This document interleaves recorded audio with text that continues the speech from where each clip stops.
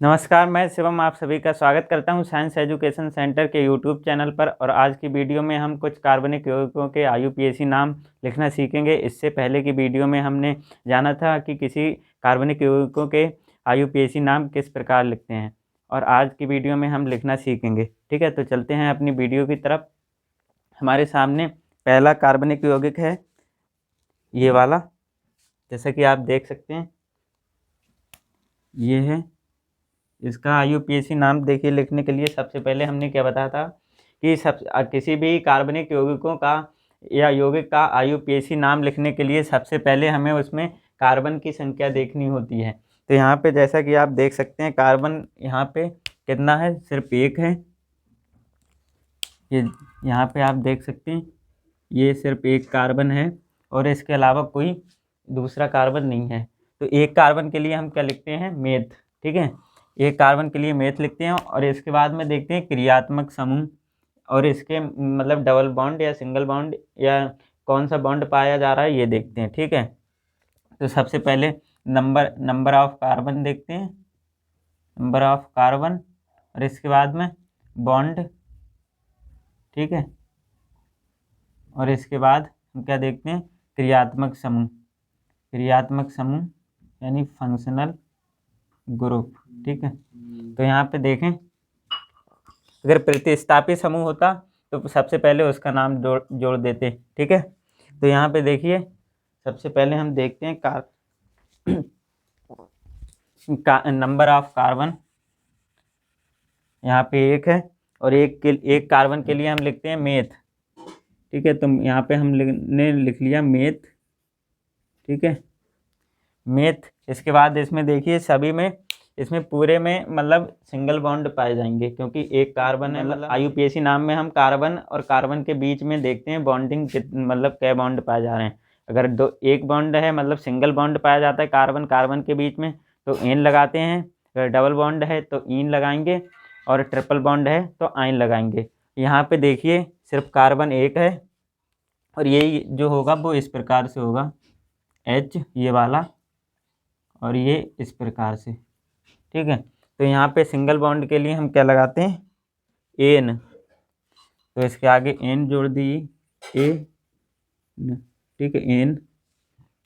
ठीक है, और ये वाला जो मतलब फंक्शन, अब आई बारी फंक्शनल ग्रुप की, ये हमारा फंक्शनल ग्रुप।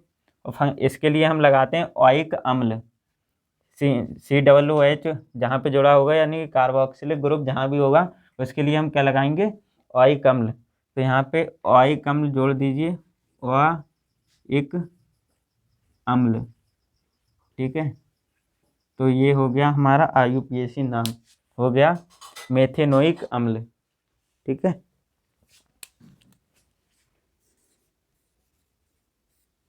देखिए एक बार फिर से देख लीजिए, एक कार्बन था तो मेथ लगाया, और फिर बाद में सिंगल बॉन्ड है तो एन लगा दिया, और ओइक अम्ल COOH ग्रुप के लिए ओइक अम्ल लगाते हैं तो ओइक अम्ल लगा दिया। ठीक है, ये हो गया हमारे IUPAC नाम किसका, फार्मिक अम्ल का। ठीक है, इसका IUPAC नाम हम किस नाम से जानते हैं, मेथेनोइक अम्ल। ठीक है, इसके बाद हमारा अगला जो है, ये भी एग्जाम में पूछे गए सभी प्रश्न हैं। इसमें देखिए, इसमें कार्बन की संख्या पहले देखेंगे तो कार्बन की संख्या इसमें कितनी है, 1 और 2। दो कार्बन है, दो कार्बन के लिए हम क्या लगाते हैं, एथ। एक के लिए मेथ और दो कार्बन के लिए एथ। तो यहाँ पे लिख लीजिए एथ, एथ। और यहाँ पे भी कार्बन कार्बन के बीच सिंगल बॉन्ड पाए जाएंगे। देखिए किस प्रकार से होगा ये, देखिए C और 3 H इसके आगे लगे, यहाँ पे ये जुड़ा है। ठीक है, तो यहाँ पे देख सकते हैं, यहाँ पे सिंगल बॉन्ड है, कार्बन कार्बन के बीच सिंगल बॉन्ड है, तो सिंगल बॉन्ड के लिए एन लगाते हैं, जैसा कि पिछली बार टेबल में लिखवाया था, एन लगा दिए, एथेन। ठीक है, एथेन हो गया। और इस वाले ग्रुप के लिए अभी बताया था क्या लगाते हैं, ओइक अम्ल। तो ओइक अम्ल। ठीक है, जैसा कि उस दिन टेबल बनवाई थी उसमें से आप देख सकते हैं ये सभी लिखवाए गए थे कि COOH ग्रुप के लिए क्या लगाते हैं, CHO ग्रुप के लिए क्या लगाते हैं, OH ग्रुप के लिए क्या लगाते हैं, सब पिछली क्लास में बात कर चुके हैं इसके बारे में। ठीक है, तो इसका हो गया, क्या हो गया, एथेनोइक अम्ल। ठीक, और वैसे अगर इसका साधारण नाम अगर बात करें तो इसका साधारण नाम होता है एसिटिक अम्ल, एसिटिक अम्ल। ठीक, प्रश्न में आपको ऐसे भी मिल सकता है कि एसिटिक अम्ल का IUPAC नाम लिखिए, और इसका जो होता है, इसका नाम होता है फार्मिक अम्ल, फार्मिक अम्ल साधारण नाम। ठीक है, ये हो गया। अब एक इसके बाद अगली प्रश्न की तरफ चलते हैं। ये देखिए, इसमें सबसे पहले देखिए कार्बन इसमें कितने हैं। कार्बन देखिए यहाँ पे 3 है, 1 2 3।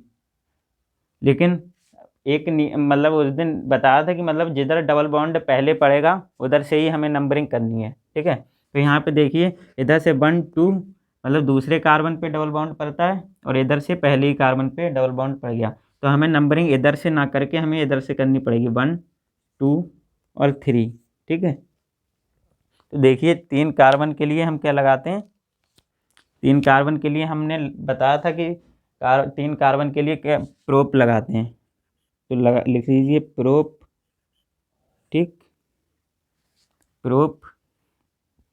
और यहाँ पे देखिए डबल बॉन्ड पाया जा रहा है, अगर सिंगल बॉन्ड पाया जाता है तो सिंपल प्रोप एन लगा देते, ऐसे लगा देते। लेकिन यहाँ पे डबल बॉन्ड पाया जा रहा है तो प्रोप एन ना लगा के क्या लगाएंगे, इन। डबल बॉन्ड के लिए इन लगाएंगे, प्रोप इन हो जाएगा, प्रोप इन। ठीक है, प्रोपीन हो गया। ठीक है, ये हो गया इसका IUPAC नाम, प्रोपीन। ठीक, या फिर इसे यही है। ठीक है, इतना ही है। इसके बाद चलते हैं अगले की तरफ, चौथे प्रश्न की तरफ।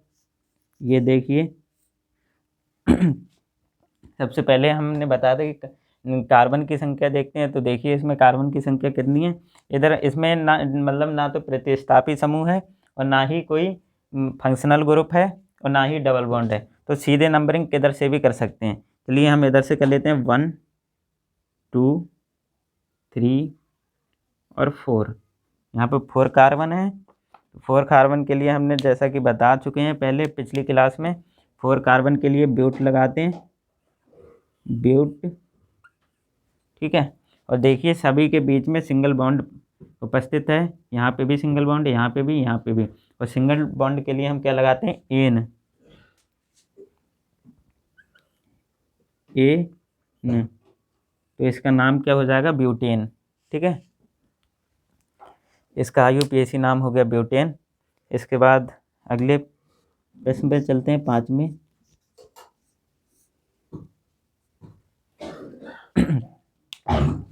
इसमें देखिए आपका ये जो है ये क्लोरीन है। क्लोरीन में जैसा कि बताया था आपको कि प्रतिस्थापी समूह में आता है। ठीक है, और प्रतिस्थापी समूह जिसे पूर्व लग्न के स्थान पे लगाते हैं सबसे पहले लिखा जाता है। ठीक है, तो इसमें देखिए सबसे पहले इसका नाम लिखेंगे, इसके बाद कार्बन की संख्या लिखेंगे, फिर बॉन्ड का मतलब कौन सा बॉन्ड पाया जा रहा है उसके बारे में बताएंगे, और फंक्शनल ग्रुप तो है नहीं इसमें। तो सबसे पहले हम चलते हैं इसकी तरफ, प्रतिस्थापी समूह या पूर्व लग्न की तरफ। तो क्लोरीन के लिए हम लिखते हैं क्लोरो, तो यहाँ पे लिख लेते हैं पहले क्लोरो, क्लोरो। एक क्लोरो हो गया। इसके बाद देखिए कार्बन कितने, 1 2 3। ठीक है, 3 कार्बन है, और 3 के लिए क्या लगाते हैं, प्रोप।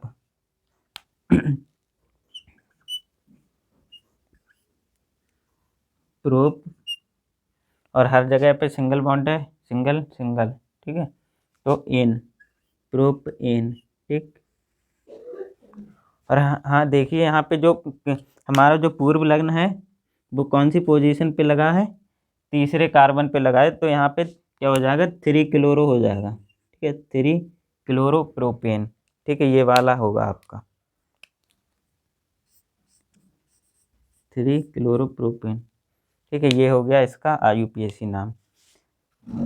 क्लोरीन सबसे पहले क्लोरो लगते हैं क्योंकि ये एक कैसा है, पूर्व लग्न है या प्रतिस्थापी समूह है, तो इससे मतलब सबसे पहले लिखते हैं। जैसा कि उस दिन बताया था कि किसी भी कार्बनिक यौगिक का रसायन मतलब IUPAC नाम लिखना है तो सबसे पहले पूर्व लग्न आता है, फिर बाद में कार्बन की संख्या आती है, जिसे वर्ड रूट कहा था। इसके बाद हमारा डबल बॉन्ड या सिंगल बॉन्ड मतलब सिंगल बॉन्ड, डबल बॉन्ड या ट्रिपल बॉन्ड के लिए एन इन आयन आएगा। ठीक है, और इसके बाद हमारा क्या आएगा, फंक्शनल ग्रुप या क्रियात्मक समूह। ठीक है, इसमें क्रियात्मक समूह कोई नहीं था तो हमने सिर्फ बॉन्ड के नाम लिख के मतलब छोड़ दिया। ठीक है, यहाँ तक ये हो गए हमारे इसके हल। ये देखिए इसमें से ही आ जाते हैं, ये देखिए इसमें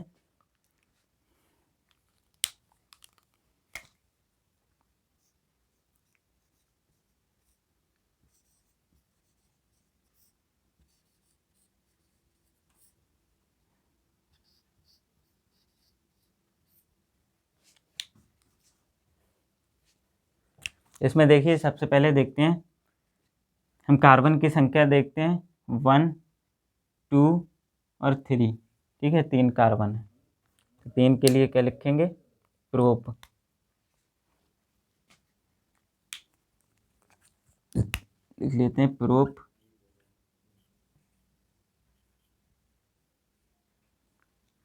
प्रोप ठीक है, और सिंगल बॉन्ड है तो एन, प्रोप एन। ठीक, और यहाँ पे देखिए इस वाले ग्रुप के लिए हमने बताया था क्या लगाते हैं, ऑल। इस वाले ग्रुप को लगा लिखते हैं हम ऑल। यहाँ पे देखिए ऑल लगाने से पहले हमें क्या करना पड़ेगा, इसकी मतलब स्थिति बताना पड़ेगी कि मतलब ये कौन से कार्बन पे है। तो यहाँ पे देखिए दूसरे कार्बन पे है पहला, दूसरे कार्बन से पे ऑल है तो 2 ऑल। ठीक है, ये हो गया इसका IUPAC नेम। ठीक, प्रोप, प्रोपेन, 2 ऑल। ठीक है, ये हो गया इसका IUPAC नाम। तो अब हम चलते हैं अगले की तरफ। यहाँ पे देखिए यहाँ पे कार्बन कितने, 1 2 और 3। यहाँ पे देखिए ये जो है हमारा ये क्रियात्मक समूह है। यहाँ पे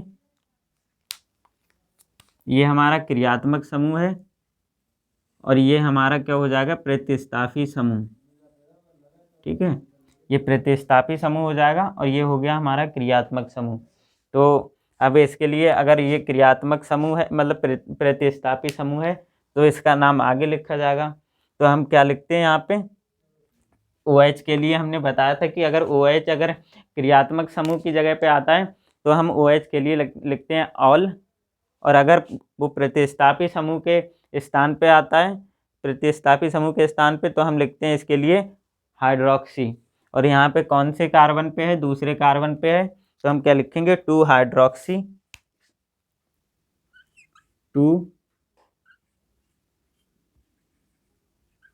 2 हाइड्रोक्सी, 2 हाइड्रोक्सी, इसका नाम लिख लिया। अब हम आते हैं कार्बन की तरफ, 1 2 3, 3 कार्बन है तो प्रोप लगा दीजिए, प्रोप, और सिंगल बॉन्ड है तो एन, प्रोपे, प्रोपेन, 2 हाइड्रोक्सी, प्रोपे, और इस वाले ग्रुप को हमने बताया था क्या लगाते हैं, कार्बोक्सिलिक ग्रुप के लिए क्या लगाते हैं, ओइक अम्ल, प्रोपेनोइक अम्ल। इस प्रकार से हमने इसका नाम लिख दिया IUPAC। देखिए इसका क्या लिखा है, ये प्रतिस्थापी समूह की जगह पे आया है क्योंकि क्रियात्मक समूह हो नहीं सकता क्योंकि क्रियात्मक समूह ये है, और ये प्रतिस्थापी समूह हो गया। तो प्रतिस्थापी समूह का सबसे पहले नाम लिखते हैं। ठीक है, तो 2 हाइड्रोक्सी, और प्रोपेन, 3 कार्बन थे इसलिए प्रोपेन, और इस वाले के लिए ओइक अम्ल, प्रोपेनोइक अम्ल। ठीक है, इस प्रकार से हमने इसका नाम लिख दिया। अब अगले चलते हैं अगले सवाल की तरफ।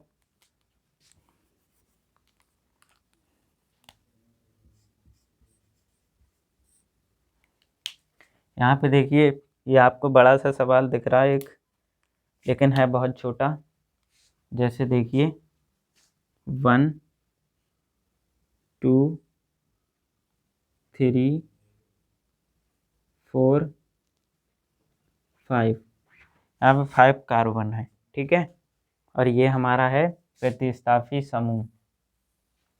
Br के लिए हम प्रतिस्थापी समूह या पूर्व लगन के रूप में किस नाम से लिखते हैं? ब्रोमो, ठीक है। तो लिख लीजिए ब्रोमो, ब्रोमो।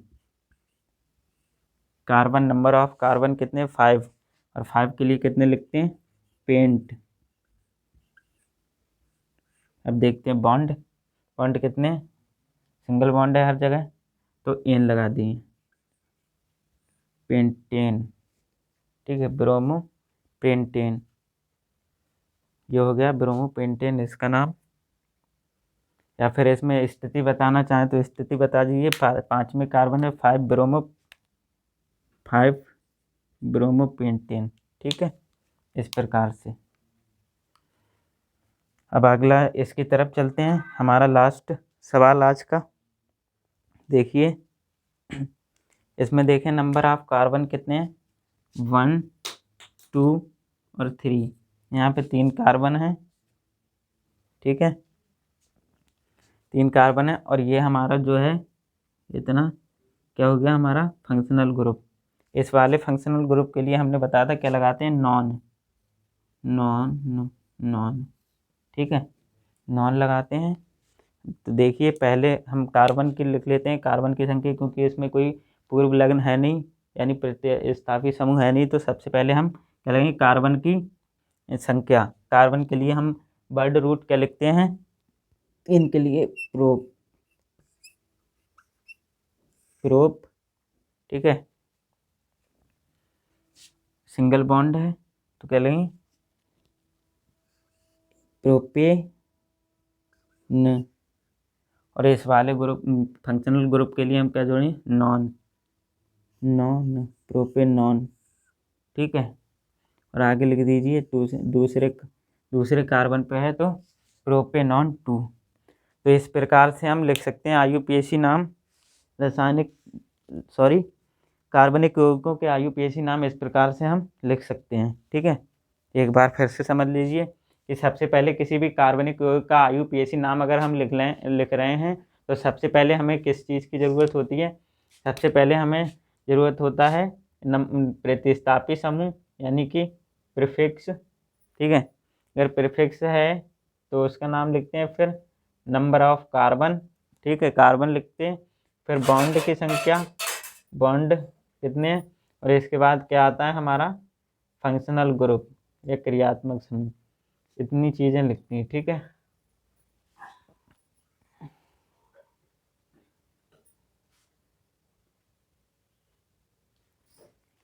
तो नोट कर लीजिए ये अपनी नोटबुक में।